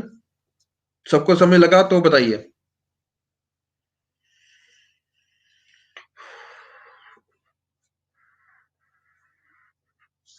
Good good good good. ये तो आ गई प्राइमरी प्रोडक्टिविटी, ठीक है ना? प्राइमरी प्रोडक्टिविटी की बात कर ली। प्राइमरी में हमने ग्रॉस और नेट प्राइमरी प्रोडक्टिविटी की बात की है। एक आती है सेकेंडरी प्राइमरी प्रोडक्टिविटी। हमने कहा प्राइमरी प्रोडक्टिविटी कौन काम कर रहा है? पता बताइए बताइए। Primary producers. प्राइमरी प्रोड्यूसर्स में क्या आते हैं? प्लांट्स। प्राइमरी प्रोड्यूसर में क्या आते हैं? ऑटोट्रॉफ्स, ठीक है ना? प्राइमरी प्रोड्यूसर्स में सेकेंडरी प्रोडक्टिविटी कौन करेगा? सेकेंडरी प्रोडक्टिविटी काम करेंगे जहां पे कंज्यूमर्स की बात करेंगे। कंज्यूमर सिर्फ 1 या 2 या 3 डिग्री नहीं, कंज्यूमर की जब हम बात करेंगे primary productivity in primary consumer, secondary consumer, tertiary consumer and quaternary consumer. Are you getting this point?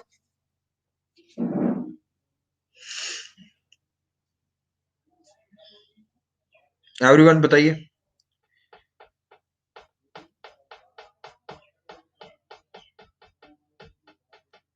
ठीक है, चलें? ओके। अब पूछो sir what is secondary primary productivity? हमें समझ नहीं लगा। अरे भैया, जब आप सेकेंडरी कंज्यूमर को खा रहे हो, जैसे अगर आप नॉन वेजिटेरियन हो तो आप सीधे का सीधा मुर्गा खा रहे हो, मुर्गा फाड़ रहे हो और आप जिम में जा रहे हो, बॉडी बना रहे हो, प्रोटीन खा रहे हो, ठीक है ना? और अंडे खा रहे हो, तो ये सारा है क्या भैया? सेकेंडरी प्रोडक्टिविटी है सारे का सारा, ठीक है ना? तो जो आपका मसल मास बन रहा है, जो डोले-शोले बन रहे हैं, जो बॉडी बन रही है, तो that is your you are adding the secondary consumer. You are secondary consumer, ठीक है ना? You are not primary. अपना खाना खुद नहीं बनाते हो, तो इसके कारणवश आपको सेकेंडरी जो आप में प्रोडक्शन होगा, तो वी विल कॉल दैट आप में कोई ग्रोथ होएगी, तो we will call that as secondary productivity. Okay? Done? बताइए। कोई क्वेश्चन यहाँ पे?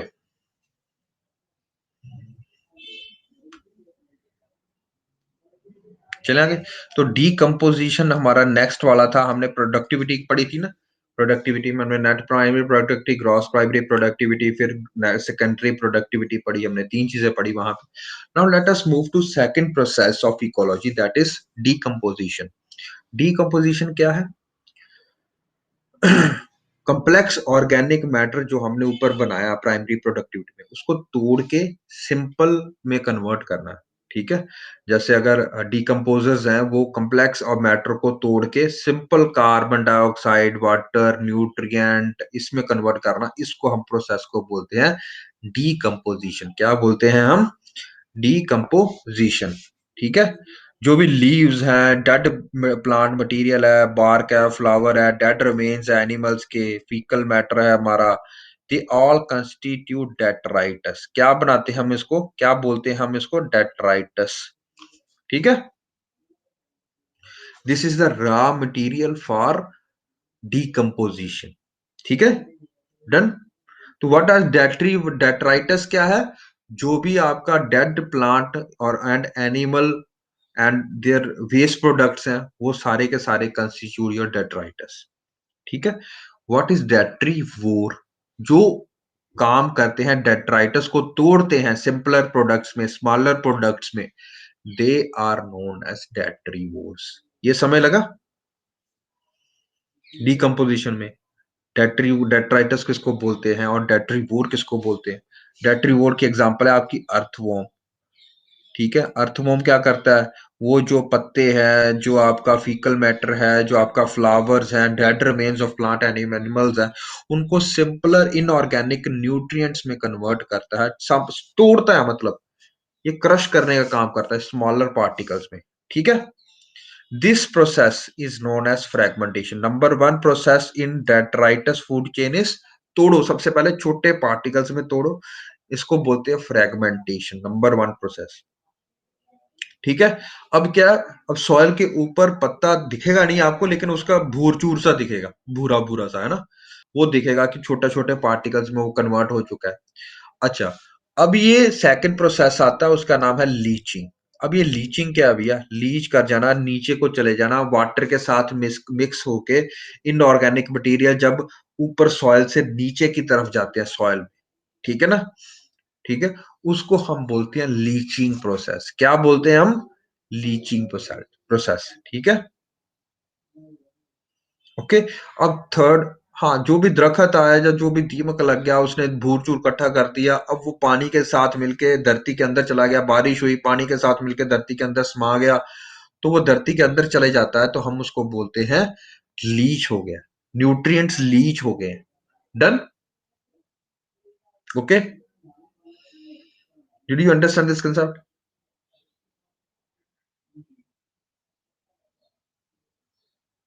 Okay, what happens next is, जो बैक्टीरिया एंड फंगल एंजाइम्स हैं हमारे पास, जिसको आपने जो आपको हम सेप्रोट्रॉप्स भी बोलते थे, अब वो क्या करेंगे, जो भी इनऑर्गेनिक न्यूट्रिएंट्स हैं, जितने भी चीज हैं उसमें, उसको तोड़ेंगे, छोटे और सिंपलर सब्सटेंसेस में तोड़ेंगे, जैसे कि कार्बन डाइऑक्साइड हो गया, वाटर हो गया, इन सब चीजों में तोड़ने की कोशिश करेंगे, सिंपलर सब्सटेंसेस में।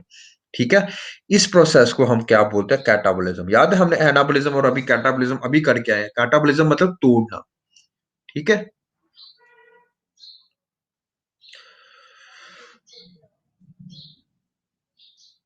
ठीक है। अब नेक्स्ट प्रोसेस है ह्यूमिफिकेशन। ह्यूमिफिकेशन क्या होता है? Let me make you understand. Humification leads to accumulation of a dark color amorphous substance called humus that is highly resistant to microbial action and undergo decomposition at a very slow rate. ये humidification या humus formation क्या होता है? Let me make you understand. जो हमारे पास organic matter होता है ना बेटा, ठीक है, उसको जब हमने पहले तो लीचिंग कर दी, फ्रेगमेंटेशन कर दी, फिर लीचिंग कर दी, ठीक है, अब ये डार्क कलर का बन जाता है जब, ठीक है ना? Late me show you, let me show you by sharing my screen.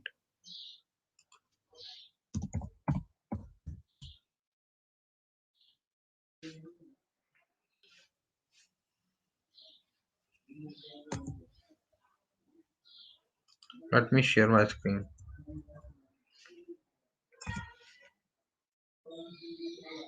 आप ना घर में डालते भी होगे इसको। Late me show you. Let me share my screen first of all.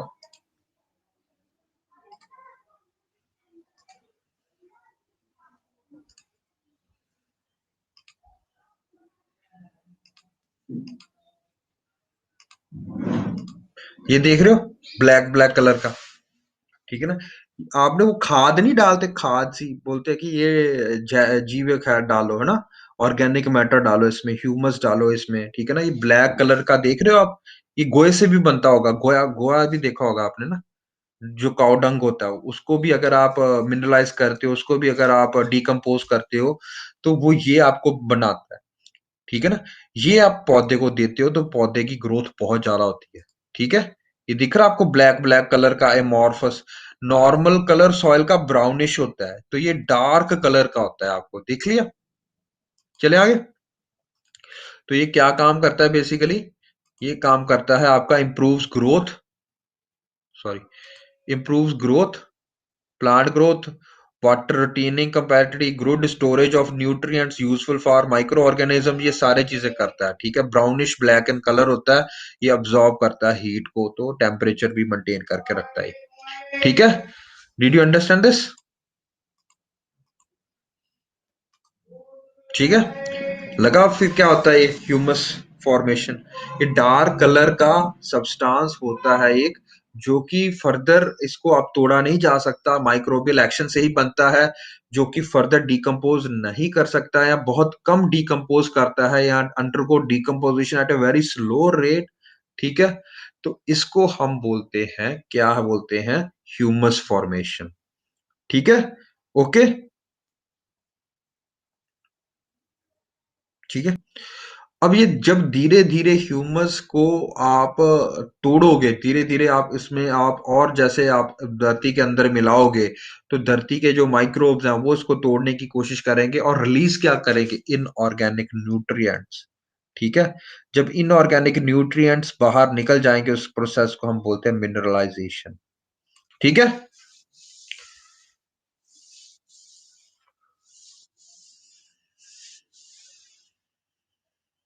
Okay, now important, यहाँ पे एक बहुत चीज है, और ये क्वेश्चन यूपीएससी ने पूछा है, मैं अभी बताता हूँ, क्वेश्चन भी बताता हूँ, लेकिन ये पैराग्राफ पढ़ने की कोशिश करो सारे का सारा। Try to study, let me clear this out for you. Okay, और यहाँ पे यूपीएससी ने क्वेश्चन बनाया, देखो, कहते हैं जी, इसको बड़ा करने दो थोड़ा सा, दिख रहा है अब?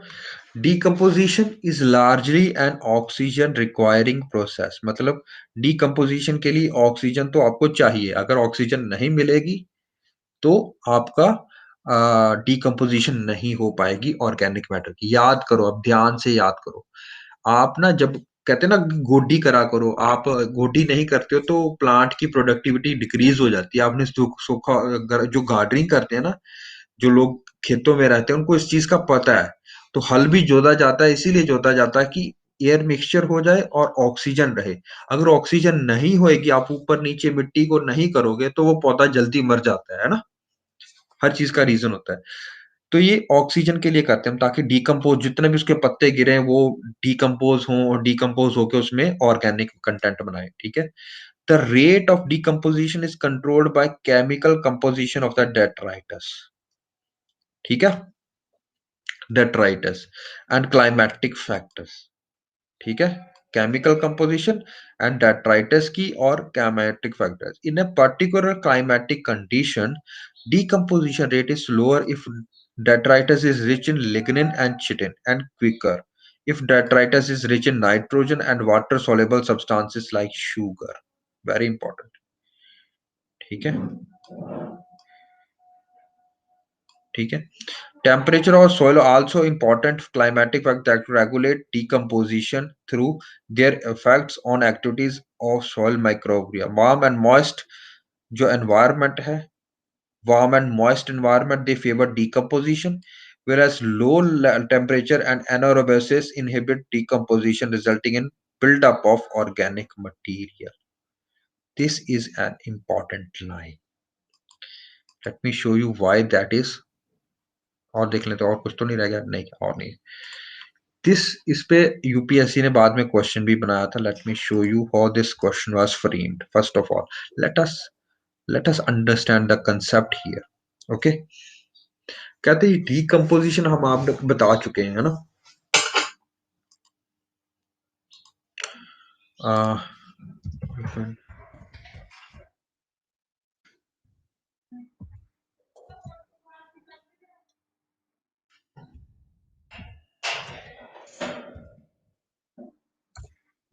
एक मिनट बेटा,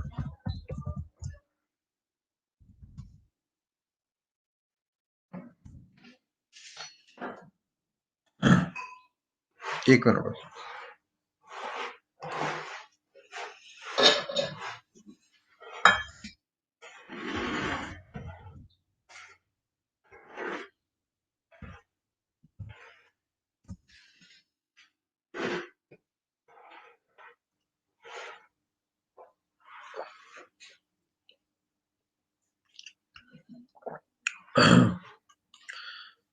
थोड़ा सा मेरा गला खराब हो रखा है बेटा, एक मिनट रुको।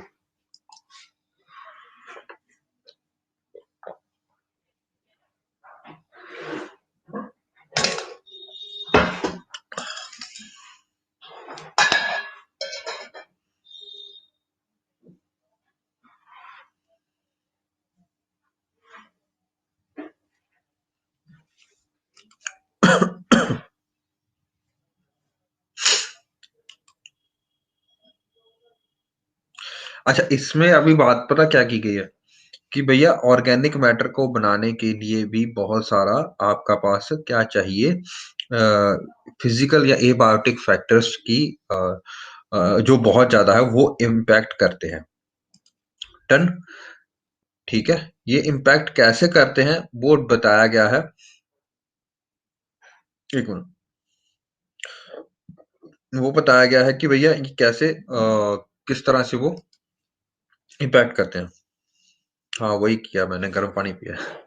ओके, तो डिकम्पोजिशन जो था, हमने पहले बात की कि ऑक्सीजन रिक्वायरिंग प्रोसेस है। ऑक्सीजन जितनी कमी होएगी, जितनी अभाव होगा ऑक्सीजन का, उतना डिकम्पोजिशन स्लोवर होएगी, उतना ऑर्गेनिक कंटेंट वहां पे नॉर्मल पाया जाएगा। डिकम्पोजिशन इतनी जल्दी नहीं होएगी, ठीक है।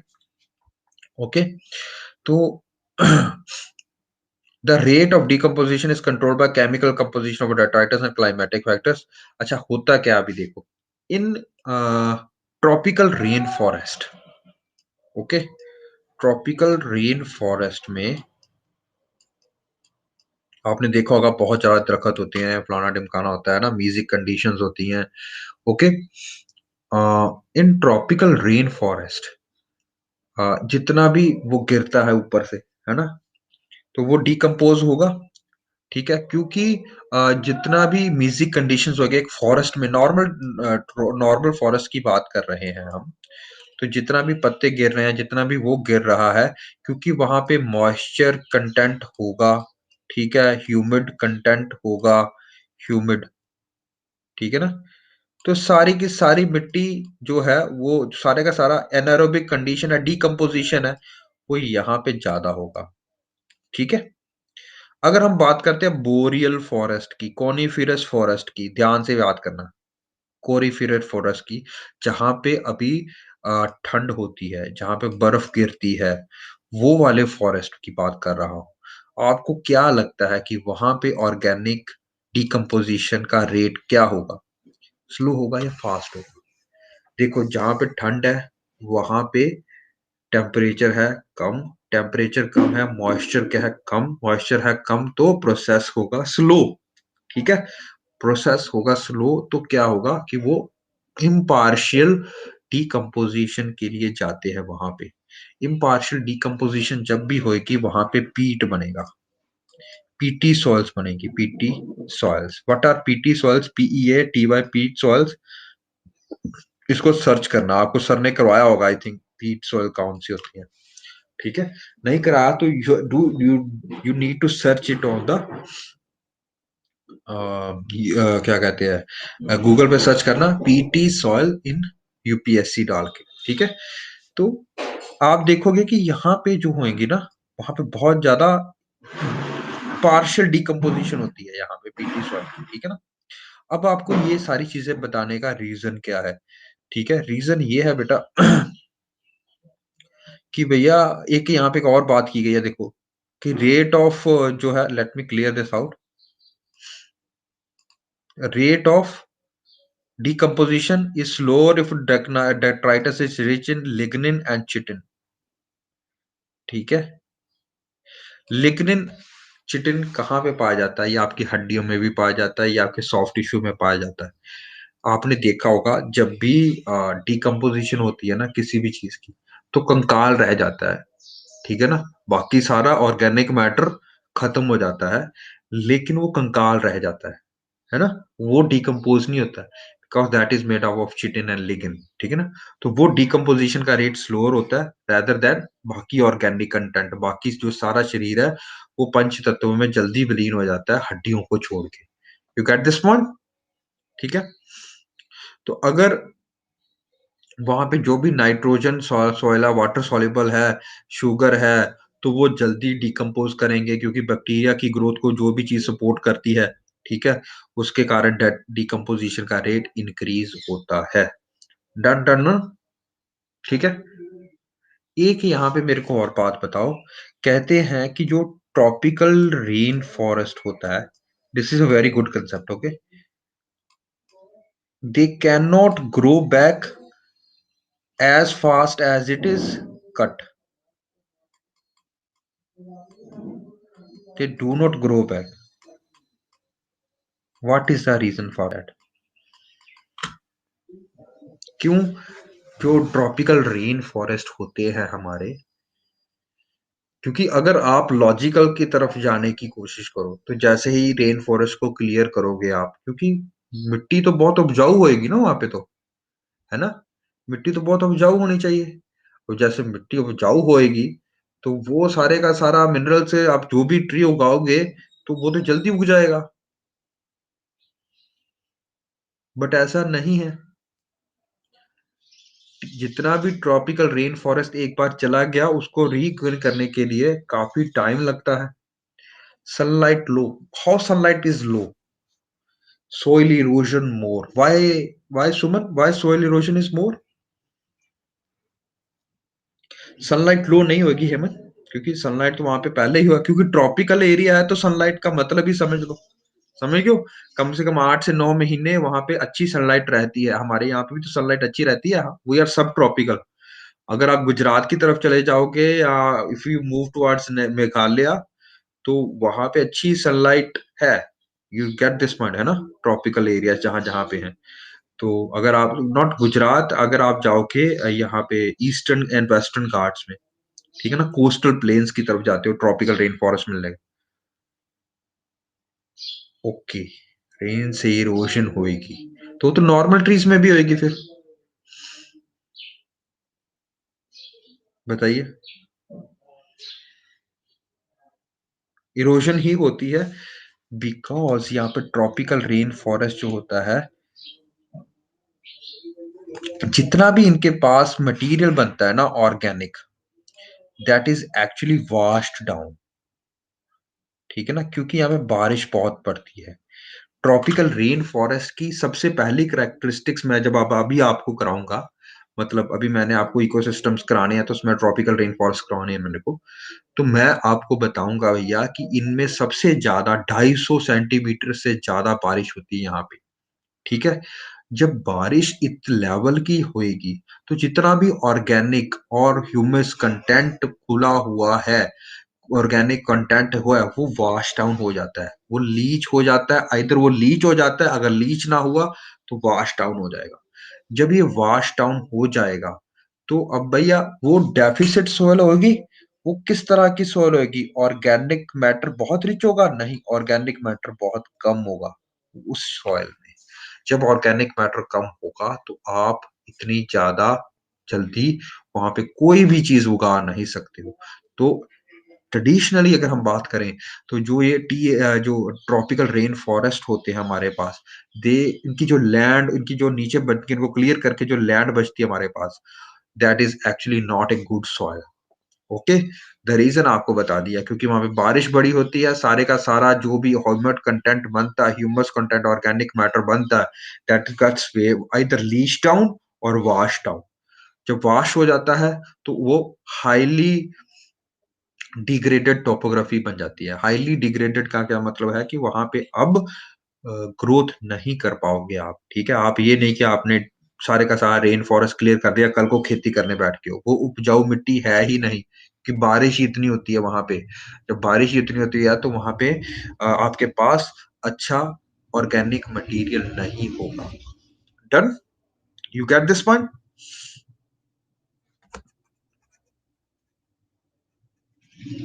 Yes, very good Muskan. Peatlands. इसमें एक चीज़ ऐड करो Muskan, very good to share in the group. आप इसमें एक चीज़ और ऐड करो, where it is found in latitudinal extent. आप देखोगे टेम्परेट ज़ोन पे ज़्यादा आपको देखने को मिलेगी। सर्च करना है इसके ऊपर भी, ठीक है? Very good. ओके। तो ये आपको करवा दिया मैंने। तो यही क्वेश्चन यूपीएससी ने पूछा था कि भैया जी which of the following 4 option दिए थे और उसमें बोला था कि व्हिच ऑफ द मतलब ये था कि tropical rain forest does not grow back as easily as a temperate rain forest. Temperate जो रेन फॉरेस्ट होता है, वो इतनी जल्दी temperature versus tropical rain forest. Tropical rain forest इतनी जल्दी ग्रो नहीं करता, एक बार उसको एक बार कट कर देते हैं तो क्या रीज़न हो सकता है उसके पीछे? तो ये क्वेश्चन था एक, ठीक है? चलिए, अब पता चल गया, जितना ज़्यादा टेम्परेट रीजन होगा, जितना ज़्यादा ठंड ज़्यादा होएगी, मॉइस्चर कम होगा टेम्परेचर में, तो टेम्परेट कम होगा, टेम्परेट मौसम होगा। जैसे कि कनाडा और जैसे कि कनाडा और यूएसए अपर रीचेस, यूरोप सारे का सारा अपर रीचेस में होएगा। हाँ, पीट सॉइल सर्च करो, कहाँ पे location of peat soil, where they are usually found, okay? Location search करो। हर चीज़ सर्च करनी है आपने भैया, हर चीज़ करनी है। इसका कंटेंट क्या है, इसको कौन-सी सॉइल बोला जाती है? Cold, yes, very good. तो इसको कौन-सा बोलते हैं? Temperate regions. टेम्परेट रीजन्स में ज़्यादा पाई जाती है, ठीक है? Temperate, not temperature, temperate regions, okay? तो वहाँ पे आपको अ, पीट और ऑर्गेनिक कंटेंट जहाँ पे पार्शियल डिकम्पोज़्ड होता है, वो ज़्यादा मिलेगा, ठीक है?